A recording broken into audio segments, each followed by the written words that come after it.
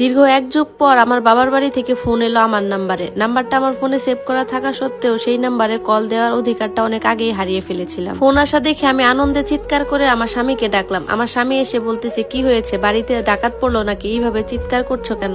আমি যে আনন্দে আর কিছুই বলতে পারছি না। ফোনের স্ক্রিনটা আমি আমার স্বামীর সামনে ধরলাম। সে তো দেখে অবাক হয়ে গেল। তখন সে বলল, তোমার বাবা ফোন করেছে, তাড়াতাড়ি ফোনটা ধরো, না হলে কিন্তু কেটে যাবে। আমিও বললাম, হ্যাঁ হ্যাঁ এক্ষুনি ধরছি। ফোনটা ধরবো, এই মুহূর্তে ফোনটা আবার কেটে গেল। মুহূর্তে যেন আমার মুখের হাসিটাও শেষ হয়ে গেল। এরপর কল ব্যাক করবো ভাবতে ভাবতে দেখি আবার ফোনটা বেজে উঠলো। আমি আর এক মুহূর্ত দেরি করলাম না, সাথে সাথে ফোনটা রিসিভ করে বললাম, হ্যালো বাবা। ও পাশ থেকে বাবা সেই চিরচেনা গম্ভীর কণ্ঠটা শোনা গেল। বাবা বলল, বিথি। আমি বললাম, হ্যাঁ বাবা, তুমি কেমন আছো? তখন বাবা বলতেছে, আমি কেমন আছি সেটা না হয় পরেই জানতে পারবে, তুমি কি একবার এই বাড়িতে আসতে পারবে? আমি বললাম, আমি আসবো।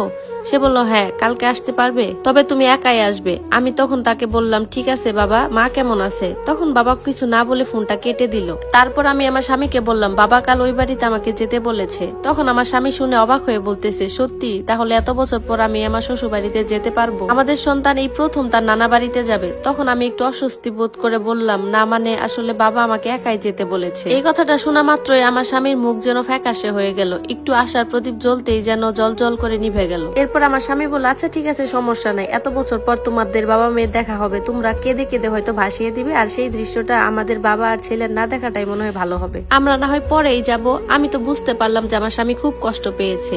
এরপরের দিন সকাল 7টার সময় আমি চলে যাব। আমার ছেলে তখনও ঘুমিয়েছিল। ছেলের কপালে চুমু দিয়ে যখনই বের হতে যাব, পাশে দেখে আমার স্বামী দাঁড়িয়ে আছে। তখন সে বলতেছে, কান্না করতেছো কেন? আজকে তো তোমার সুখের দিন। দীর্ঘ 12 বছর পর তুমি তোমার বাবার বাড়ি যেতে পারছো, এর চাইতে সুখের আর কি হতে পারে? তখন আমি আমার স্বামীকে জড়িয়ে ধরে কান্না করতে করতে বললাম যে, তোমাদের দুজনকে রেখে যেতে আমার খুব কষ্ট হচ্ছে। তখন আমার স্বামী বলল, আরে বোকা, তুমি কান্না করছো কেন? আর এতে কষ্ট পাওয়ার কি আছে? তুমি তো তোমার আপনজনদের কাছেই যাচ্ছ। আমার স্বামী আমাকে একটা গাড়িতে উঠিয়ে দিল। এরপর আমি আমার সেই চিরচেনা বাড়িটার সামনে দাঁড়িয়ে আছি, যেই বাড়িতে আমার জীবনের প্রায় 17টা বছর কেটেছে। আর সেই বাড়িটা মনে হচ্ছে আগের মতো একই আছে। আমার স্বামীর সাথে পালিয়ে যাওয়ার অপরাধে আমার মা বাবা আমার সাথে সম্পর্ক ছিন্ন করে দেয়। এরপর একবার এসেছিলাম, কিন্তু আমার বাবা আমাকে বলেছিল, তুমি যদি কখনো আর এই বাড়িতে আসো তাহলে আমার মরা মুখ দেখবে। কিন্তু আজ তো বাবা আমাকে নিজে ডেকেছে, তার মানে ওই অভিশাপ আর কাজে লাগবে না। এরপর গেট পেরিয়ে যখনই রুমের ভিতরে ঢুকলাম, ড্রয়িং রুমে ঢুকতেই দেখি আমার বড় ভাইয়া সেখানে বসে আছে। আমাকে দেখা মাত্রই ভাইয়া আমার দিকে দৌড়ে ছুটে এলো, এসে আমাকে বুকে জড়িয়ে ধরে বলল, কেমন আছিস বোন? আমি তাকে বললাম, আমি খুব ভালো আছি, তুমি কেমন আছো ভাইয়া? ভাইয়া বলল, আমিও ভালো আছি, আয় বস। এই কথা বলে আমাকে সোফায় নিয়ে বসালো। এরপর আমাকে দেখে বলতেছে, তুই তো সেই আগের মতোই আছিস। আমি বললাম, ভাইয়া তুমি কিন্তু বদলে গেছো, তোমার চুল পেকে গেছে, দাড়ি পেকে গেছে, কিন্তু আগের চেয়ে একটু বেশি রোগা হয়ে গেছো। ভাইয়া একটু হাসলো। এরপর ভাইয়াকে আমি বললাম, ভাইয়া বাবা মা কোথায় আছে? তখন ভাইয়া বলল, বাবা বাবার ঘরেই আছে।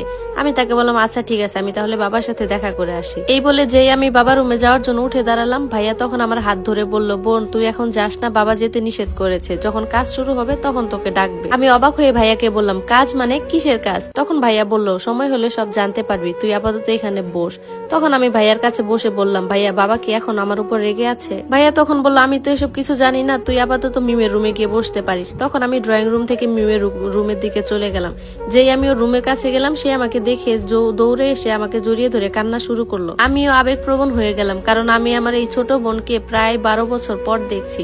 তখন সে আমাকে কান্না করতে করতে বলল যে, আপু তুমি এতদিন এই বাড়িতে আসোনি কেন? তুমি কি কারোর কাছে খবর পাওনি যে আমাদের মা আর বেঁচে নেই? এই কথা শোনা মাত্র আমি তাকে বললাম, এসব কি বলিস তুই, আমাদের মা মারা গেছে? তখন মিম বলল, কেন তুমি খবর পাওনি?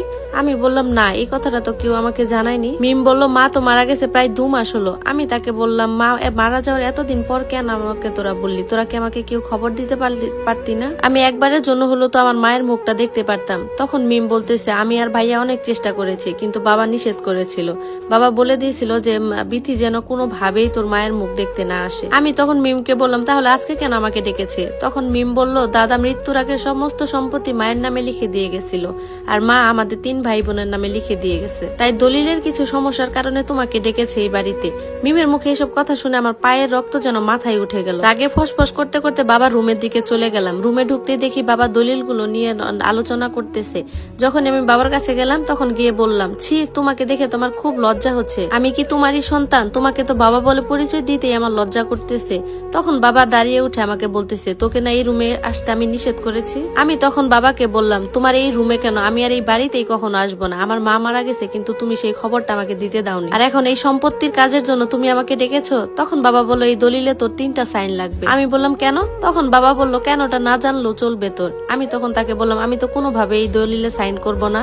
বাবা বললো কেন করবি না? আমি তো তোকে এই সম্পত্তি কোনোভাবেই দিব না। তুই যে সম্পত্তিটা পাবি সেটা আমি সম্পূর্ণটাই আমার নামে লিখে দিব। আমিও বাবাকে বললাম এই সম্পত্তির ভাগিদার আমি, আর আমি আমার ভাগ কখনোই ছাড়বো না, আর তোমাকে তো কখনোই দিব না। বাবা তখন আমাকে বলল তুই হয়তো ভুলে যাচ্ছিস যে এই সম্পত্তিটা আমার বাবার। তখন আমিও বাবাকে বললাম শোনো, তুমিও ভুলে যেও না যে তোমার বাবা এই সমস্ত সম্পত্তি আমার মায়ের নামে লিখে দিয়ে গেছে, আর আমাদের মায়ের সম্পত্তি আমাদের 3 ভাই বোনের নামে লিখে দিয়ে গেছে। তার মানে কি দাঁড়ালো? তুমি এখন ফকির। কথা বলে আমি রুম থেকে বেরিয়ে আসলাম। রুম থেকে যখনই বাহিরে আসলাম দেখি ভাইয়া দাঁড়িয়ে আছে। আমি তাকে বললাম ভাইয়া তুই অন্তত মায়ের মৃত্যুর খবরটা আমাকে দিতে পারতি।